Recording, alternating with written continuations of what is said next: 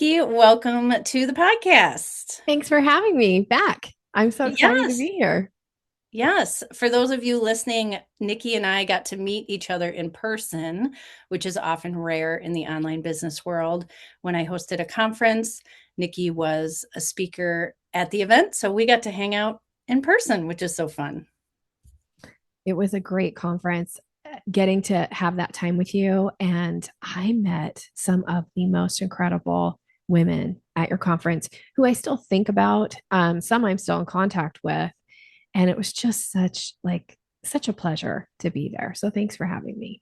Well, I'm so thankful that you could be there. And so I'm going to jump into, I did your bio in the intro. I was fortunate to meet you in the early days of my business. And so I feel for people who are trying to figure out sales as an entrepreneur all on their own without your wisdom. So I see it as a blessing that I got to know you right away, early in my business. And I have to say, you opened my eyes to sales being a conversation, an invitation, and how it's something that could be done with integrity. So I thank you for that. So Thank you. listeners, we'll be talking about sales today in through the lens of being an entrepreneur or a small business owner where you're selling yourself, which is a lot harder, I think, than selling for someone else. So I Mhm. want to start off though that we've known each other for a little while and our businesses were a little bit different when we first met. What's one thing that's changed either about your business or you as a business owner since we first talked? I believe it was 2019. Yeah, gosh. Well, one thing is I launched my own podcast in 2020. Prior to that, I was guesting on podcasts and launching my own podcast. And now, just having celebrated 6 years of having the podcast, it's over 300 episodes. Um, I think Wow. one of the things that has changed is by having a podcast, it has really allowed for me to hone my thought leadership. And so I think when you and I met, I had some things that felt very like me and the stuff that I teach. And I just think over the last few years of having the podcast and having this opportunity to have like my voice out into the world, which is different than guesting. Guesting, you're getting asked questions and you're answering questions, and sometimes those questions are fed to the host, but oftentimes it's a conversation, so you kind of don't know where it's going to go. But having my own podcast has a really allowed for me to lean into how do how do I really think, and what do I actually do in the selling process, in the conversations, in the coaching when I'm working with somebody. Like, what are the things that really work and work quickly? And so that's, I think, maybe the biggest transition. Has my confidence has grown in my own thought leadership as a result of the podcast. At 300 episodes, that's a lot of thinking about what am I going to say. It sure is. Every I day don't it's think like, what's the people next one going to be? Yeah, I don't think people realize the work that goes into every single podcast episode. I think I saw something recently that most only last 7 episodes. Yeah, So congratulations thank you. on 6 years and so many episodes. That shows great consistency. Something I'm working on with my podcast. Thank you. Thank you. Somebody actually reached out to me recently, probably somebody you and I both know, but I respect her so much. And she said, I can't believe how consistent you are, Nikki. And it's nice for other people to acknowledge that, because you don't really like, I don't really think about consistency that much, but it is very much a part of my personality. Like, if I commit to something, I'm doing it, I follow through. So, yeah, 6 years, 300 and some podcasts. Yeah, Yeah, because it's not consistent. like you just open your laptop and you're like, I'm going to talk for 20 minutes. Like, Mm-mm. it's a lot of work behind the scenes to be strategic, the editing, the launching, planning, all the things. Yeah, all the things. Yes. Yeah. So I work with a lot of small business owners, entrepreneurs, as I know you do as well. What do you notice about sales when it comes to the difference between someone who is a salesperson for a company and they're selling their product versus an entrepreneur that maybe was a nurse and now has their own business and they have to do sales? What do you notice about how they both approach it? Well, one, somebody who has come from a different kind of background, like you said, like a nurse in this case, and now they go into having this business where they're selling their own services, they haven't been trained on sales. So they often have some real big misconceptions of what selling is because they've had it done to them horribly, right? They hear the talk, the things that people say about sales people, and so here you are feeling very vulnerable, putting yourself out into the world with your services and your expertise. And then on top of that, you hear this negative, kind of feedback about what selling is. And so it oftentimes causes people to kind of shrink a little. Like, I don't want to be that pushy, aggressive salesperson. I don't want people to think I'm salesy and that all I care about is, getting money from them.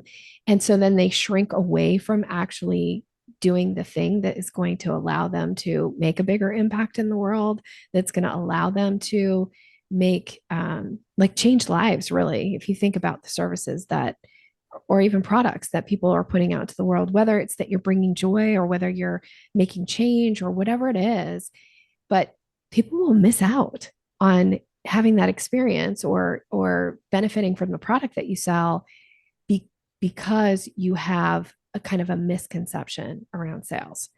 And the misconception oftentimes is people think that selling is something that you do to another person, but sales actually is something you do with another person. And when you learn how to have with conversations, when you learn how to talk with people instead of at people, all of a sudden it's like, oh, this selling thing, it's not uncomfortable, it's not awkward, it's not weird, and it actually is being of service to the other person. Because your job in sales, and this is another misconception, is not to try to convince somebody to buy your thing or to hire you to do whatever it is that you deliver.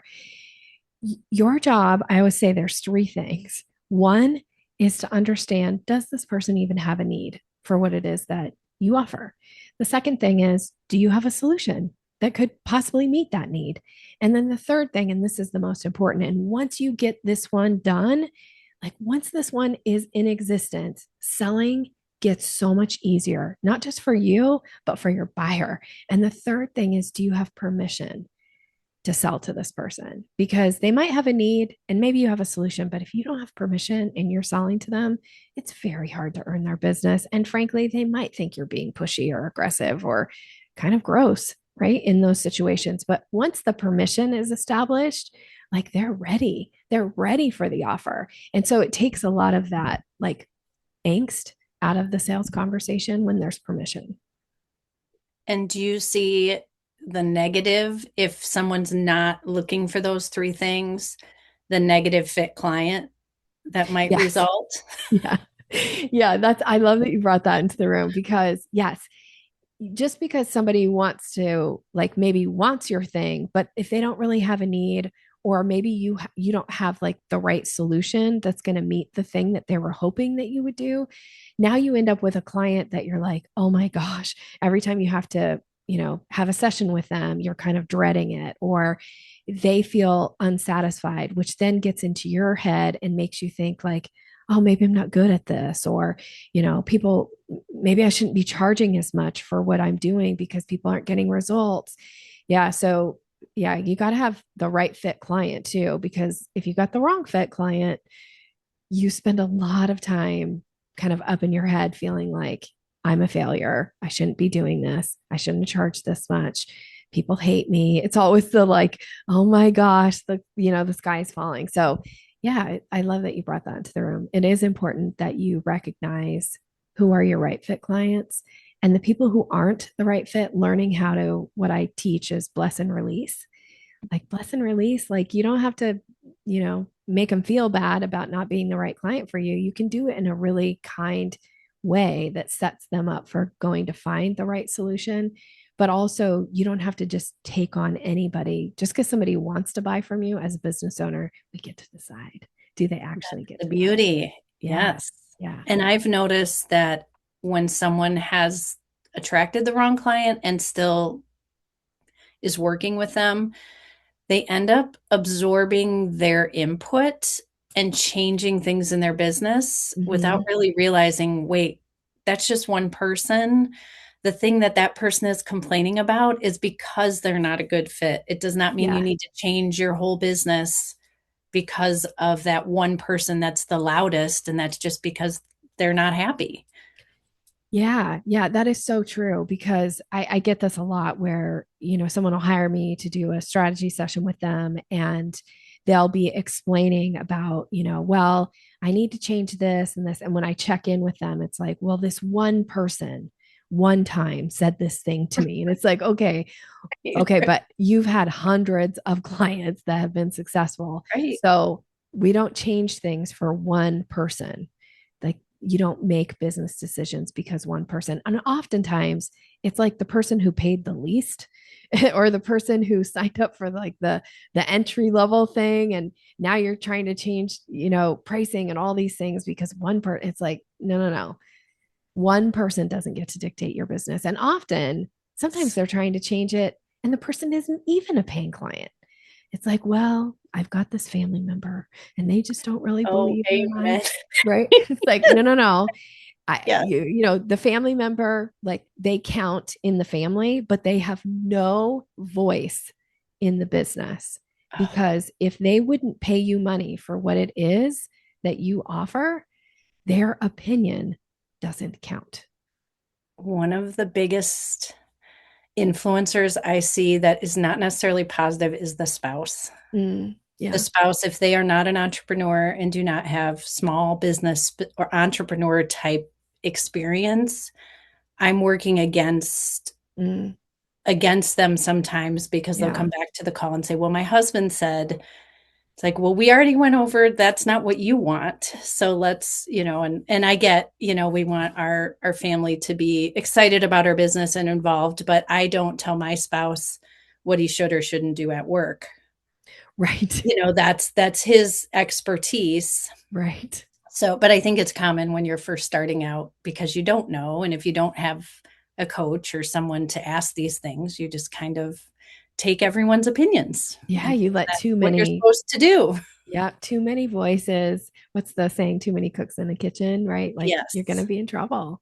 Yes. So, speaking of voices, Mm-hmm. one of the ones that I see come up a lot with entrepreneurs is scarcity and limiting beliefs about themselves that they're maybe it might be unconscious or subconscious that they maybe don't feel like they will be able to deliver what they're promising or Mm, that um, they're, I should reword this, the voice coming up with the scarcity or limiting beliefs that gets in their way of sales, whether yeah. that's believing that they're not going to be able to deliver what they promise or that the price is too high. Mhm. Where do you see that showing up in sales?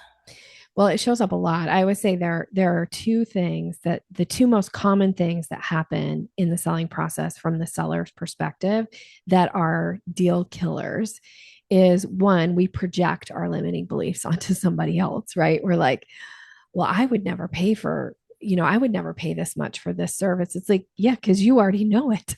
Like you've already invested the time, the energy to learn this thing. So to you, maybe you wouldn't pay that much, but for somebody who's looking for a change, they very well would be happy and delighted. So this projection of limiting beliefs is the biggest, like, oh, it's just such a hindrance in the selling process. And then the second thing is we hallucinate and we act as if we can read people's minds. And I always tell my clients that if psychic is not listed as your profession, you do not get to read somebody's mind. You do not get to sell from someone else's wallet. You don't get to decide what they think about your pricing. You don't get to decide ahead of time what they're going to say next. And so I spend a lot of time teaching questions. Like, what are the questions that you actually should be asking in these conversations? Because that's where the gold is. Like, what the person actually says is much different than what you think they're going to say. And you might be looking for ways to reaffirm that you are right, but that isn't going to help you in sales. Like, being right it's not the objective here. The objective is to serve. The objective is to, again, find out, does this person have a need? Do I have a solution? Can I meet that need for them? And do I have permission? Sorry, the third is, do I have permission to put that in front of them? So in that case, learning how to manage your internal state of mind is also crucial to the selling process.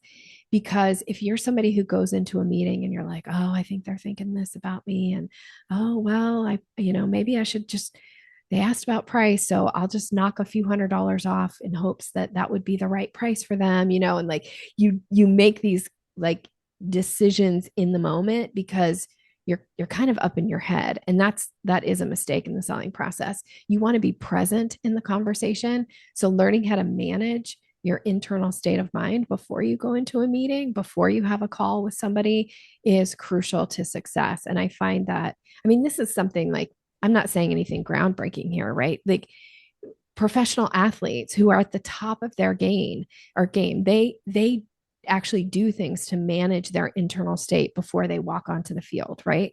Like, people who are, performers, same thing. They do things to get themselves in the right state of mind. So there's no reason as a business owner that you can't do something to manage your internal state before you get onto that call, before you start the conversation, because it is about being resilient. And it's not about having a script that you can be like, well, I'm going to say this, and then they're supposed to say that so that I can then say this next, right? Like, that's that I'm anticipating what the conversation is going to be. That's when you're back hallucinating and acting as if you're psychic. But that's not actually how sales conversations go. So if you can show up and be resilient, your best version of yourself for that day, in that moment, in that meeting, and you can go, well, I can just be in conversation. I know this, I know the kind of the structure of a sales conversation, which is what I teach. I know the structure, like I know what step we're on, but I don't have to have like the perfect words, because it's not about having the perfect script. It's about paying attention to the other person. What did they just say? What would be a potential response here? And if you're not sure what to say in any sales conversation, this is like the best tip that I can possibly give you. If you're not sure what to say next, ask a question. Doesn't matter even what the question is, just ask a question, because it will help direct the conversation. Yeah. I think my biggest lesson with that was someone who shared with me how much they spent on a program, and it was 10 times the cost of my program, and said she was interested in rejoining my program, but asked for a discount. It was that, okay. No, Yeah. definitely not. And I see that as an evolution for business owners. Once they start working with you or a coach or someone, and they realize I need to just say the full price and not offer a discount before they even have the opportunity to pay my full price. And that's making the decision for them, like you said. Yeah, that's selling from someone else's wallet. Knock it off. Right. Instead of, or you have a speaking event and they say, oh, thank you for being so affordable. Like, shoot. Oh, dang it. Yeah. That wasn't my goal, but I guess I should have asked for more. Well, and these are all like, right, we're learning, right? We're all work in progress. We're all learning. But realistically, getting the price out there and waiting and allowing them to have a response is a really effective thing. And just because somebody asks for a discount doesn't mean that if you don't give a discount that they still won't sign up for your program, right? Like some Mm-hmm. language that I teach, if somebody asks for a discount and that's not an option for you, then you say, thank you so much for asking. This program actually doesn't offer any discounts. And we'd love to have you be a part of it. Would you like to join? You just follow up with the like, thank you for Mm-hmm. asking. No, would you like to join invitation? And when you do that, then they get to go, oh, yeah, yeah. Because, the thing about discounts, I think people often get like freaked out about them, but don't, because some of us have been trained to ask for discounts and we've been Mm-hmm. rewarded for asking for discounts, right? So don't, I actually teach that as a buying signal. If somebody asks for a discount, it is a buying signal. And a buying signal is a verbal or nonverbal cue that somebody gives that indicates interest. So if a discount is being brought into the conversation from a prospect, I want you to be like, oh, ding, ding, ding, buying signal, like, oh, potential opportunity here to invite them to the next step. Now, if you want to give them a discount, we can talk through what that kind of language needs to sound like. Because if you're giving a discount, you need to get something in return. I That agree. otherwise you create an imbalance of power in the dynamic of the conversation, and that's not good for the business and or for the relationship and the trust with the other person. So, but if the answer is like no, then just say thank you so much for asking. There are no discounts on this particular program, and I'd love to have you be a part of it. Would you like to join? And then zip it and wait, see what they say next. I love it because there are some people that's just how they approach every Mm-hmm. sale is there something is it or they really are on a tighter budget, but I always think people spend money where they see the value. And Mm-hmm. there are some situations, of course, where people literally don't have any room in their budget, but most business owners, they're choosing their budget for the year and they are getting to decide where they spend their money. And sometimes we spend a lot on software. Someone else might spend more on their outfits for when they're speaking. It's just a matter of just because they don't purchase something else doesn't mean they're not going to spend that money with you That's because, right. especially those that have an ROI for what they're offering, whether that's your health, your something with your child, people choose what they value to spend their money on. That's right. That's right. So yeah, just don't be afraid of that one. Right now, it's groceries is the big investment, right? Oh my gosh, is it? Every time I go to the grocery store, I'm like, how much was it? What? Like, I swear that went up $1 over like the last 2 weeks. Like, what? Yeah, I've unfortunately had some conversations in the aisles where I have not been able to hold back my what $9? $9 for a 12 pack of Diet Coke? What? mine's Uh, chips lately. Looking at the price of chips, I'm like, I mean, I happen to really love chips. And yeah, when I look uh, at the price of chips right now, I'm like, what? Like a year ago, this was $2 cheaper a bag. This is I know. insane. Insane. I just saw a little bag in the store, like the bag that you get with your lunch for $2.28. Like they used to like put those in when you'd get a sandwich. Like what? Right, right. But to what we were just talking about, I bet there's things in our carts that are the splurge Yes, or the thing where I'm like, I'm not even looking at the price because I'm right. choosing to buy this for myself.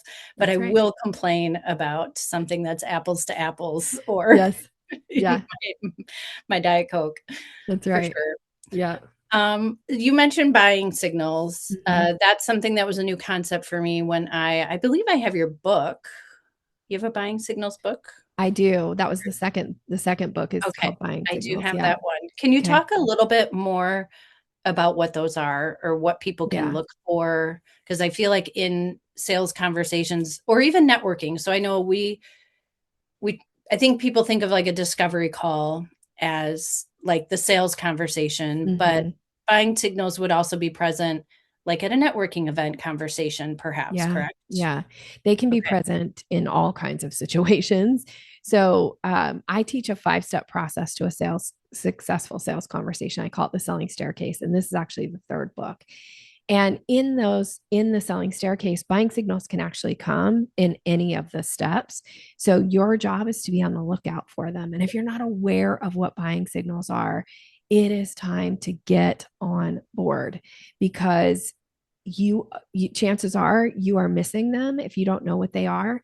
And if you're missing your buying signals, you're missing out on working with some of your ideal clients. They're missing out on, like getting the advantage of what it is that you offer. So it's really, really important to pay attention to them. Now, I mentioned earlier that a buying signal is a verbal or a nonverbal cue that somebody gives that indicates interest. Now, in that book that you mentioned that I wrote on just called Buying Signals, there are 17 of them in there. And let me give you like some of the more common ones that might feel, well, we talked about one, asking for a discount, total buying signal. But here's another one that people often miss, because the thing about the buying signal is you have to act on the buying signal in the moment, preferably. Not that you can't act on it later, but it's the hottest in the moment. So you want to act on it in the moment. And that means that you acknowledge the buying signal. And oftentimes it comes in the form of a question. So you answer the question and then you immediately follow up with an invitation. So that's how you check to see, is this a true buying signal? Because sometimes you might think, well, it could be a buying signal. And then you act on it and they go, oh, I was just asking. And you go, oh, okay. Right. Just move on Right. with the conversation. So it's not like the end of the world if it turns out it wasn't a buying signal. Yeah.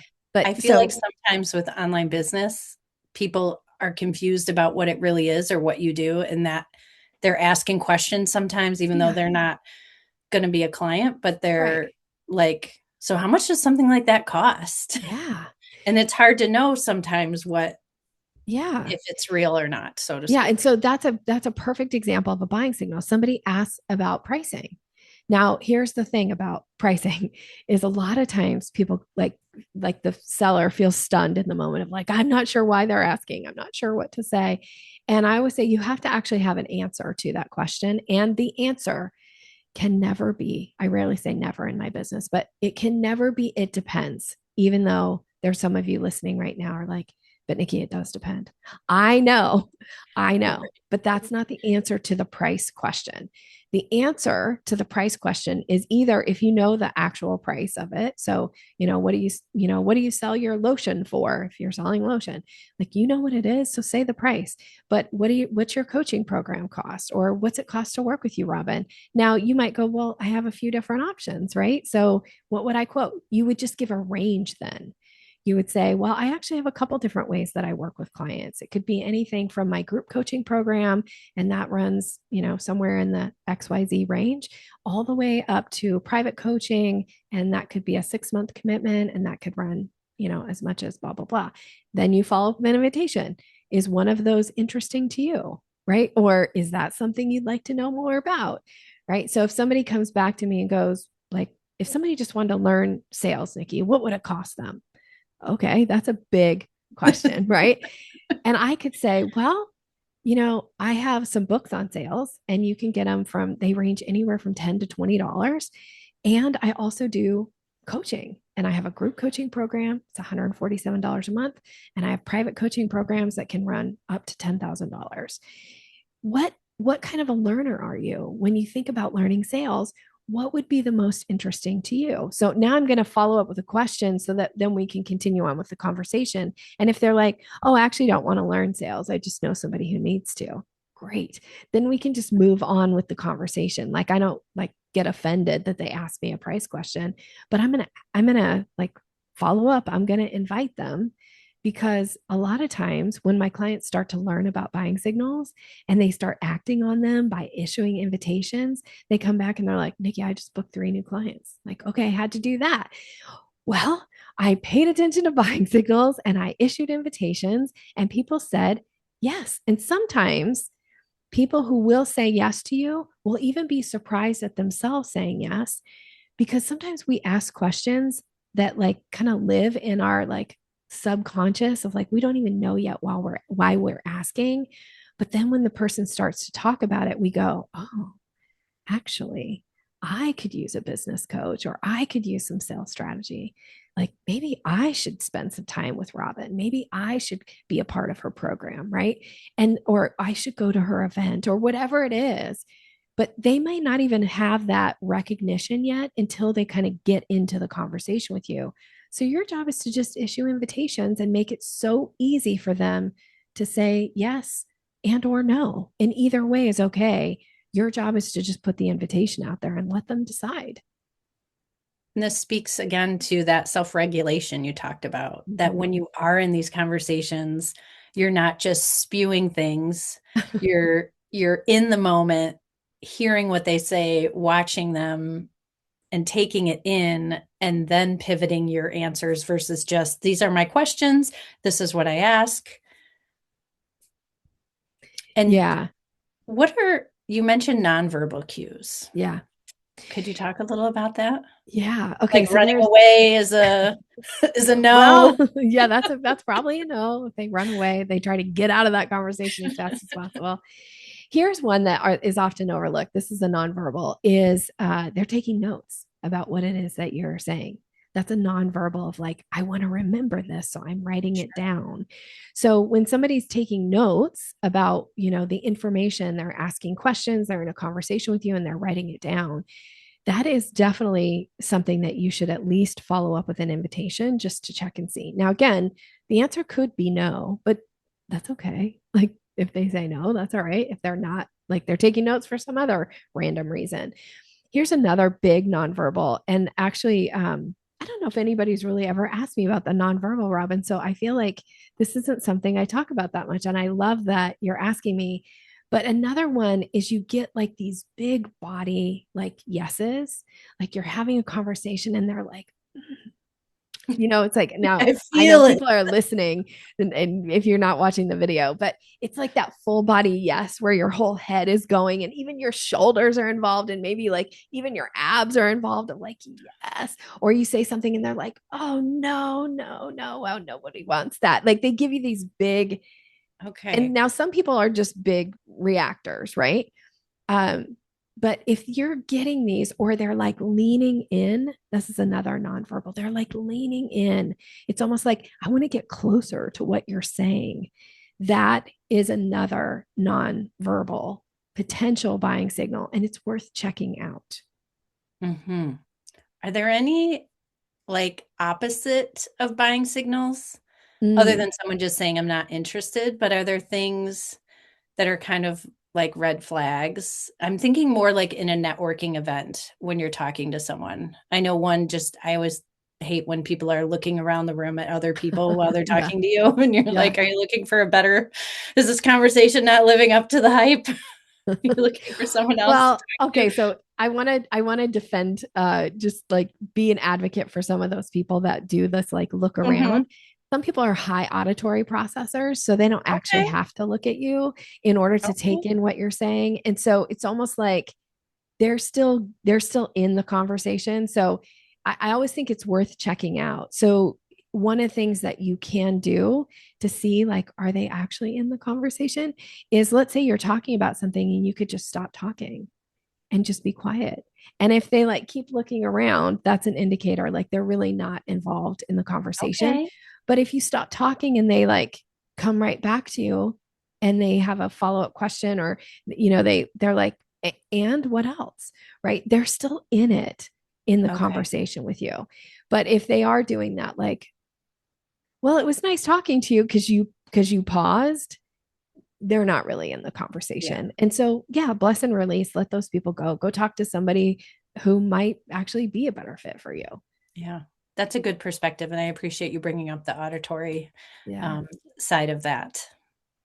That's Well, great. not everybody is, but when Yeah, you find those people that are high auditory, like that's their sure. strongest modality, we got to give them a little grace because most of their life they've heard people say, look at me when I'm talking to you, Oh, yeah, yeah. like And that. those rooms are loud Yeah. usually and not very pleasant in my my opinion. A lot of those aren't my favorite networking events aren't where it's just Yeah. a big room of a lot of people Right. talking. So my last question for you is we talk a lot in our mastermind group about the shoemakers kids that don't have shoes. Mm. So as business owners, often what we do for other people, we don't do for ourselves as well as we should. And I'm curious if there is a sales situation that still makes you kind of nervous, or if there's any selling conversations where you have to stop and go, Nikki, remember who you are. You've got your system. Yeah. I don't think anyone has ever asked me this question either, Robin. I love this Oh, so good. much. Okay, so in and actually this has been very I've been confronted. This has been very confronting for me in the last few months. Um, I have realized that I am super confident and comfortable in sales conversations. The piece that still makes me feel uncomfortable and challenges my confidence is the outreach, because I put myself out there so often. I speak, I have the podcast, I write a weekly newsletter. Of course, there's presence on social media, there's YouTube videos and things like that. I am used to people coming to me, and right? Like they come and Mhm. then want to have a conversation, and then we have successful conversations. They become clients. Like that part is very, very easy for me. And I'm really good with questions. So if you just have a question for me, like I'm totally comfortable with that. But me trying to start the conversation, that like the very shy part of me, the introverted part of me wants to cringe and go sit in the corner and be like, I don't want to do this anymore. So, one of the things I've really been trying to stretch myself, one for my own business, but also because so many of my clients are doing this and they want feedback, right, on how to be more Sure. successful in the outreach. So I am intentionally making myself do outreach in a way that I have really not done in a long time. Hmm. That's wonderful. That's a great answer. And I feel like outreach is similar to people feel towards outreach similarly just to the sales conversations with I don't want to be like the people that are cold Right. pitching me. I had Yeah. 11 emails yesterday for podcast pitches. Majority had nothing to do with my topic, what I talk about, not personal whatsoever. Mm-hmm. And I don't want to be that person, Right. and it's like you just so don't want to have someone feel the way I feel about the people sending these pitches. I don't want someone to feel that way about me. So it's a tricky like Yeah. how, but if anyone can do it, you can do it, Nikki. Thank And you. Thank we'll love you. to learn from your experiments. Yeah, it's been fun to it's been fun to I mean, not fun, let's be honest, right? Change Yeah, is yeah. never really that fun, but Interesting, it's been educational. interesting. I have learned some things about myself, but also in the like what kind of outreach feels aligned with me versus what kind of outreach some people are recommending that just is so far out of alignment. But sometimes like doing things allows you to go like, that one's not for me, but this one, Yep. this works, right? Like this feels okay. So yeah. Wonderful. Well, this has been such a delight, and Thank I you. could probably talk to you all day. And I do want to say thank you for, I do feel like my sales conversations are better from what I've learned from you, and they feel more natural and more like a conversation, but a strategic conversation, which for me is a great fit. So I thank you. Thank you. And you're welcome. And that's the whole point of why I do what I do, is that it should feel, being a little bit more strategic in the conversation allows that confidence to show up, right? And that's Hmm. the whole point. Like the more confident you can show up in that conversation, then the more confident the other person feels about making that investment and Yes. taking that next Yeah. step. And I Who always wants think to like the go ahead? investment, I was just going to say like the investment, this is another kind of misconception, is we think, oh, well, that person's making an investment in me, but that's actually not true. They're making an investment in themselves. And you want them to feel really good about the investment they're making in themselves. And so being confident and feeling more strategic in the conversations, it just changes the game. Well, where can other people find out about you, about working with you, or following you online? Well, thank you. I can I offer a gift to your Of audience? Is that course, okay? please. So one of the things I also find that people struggle with is the follow up.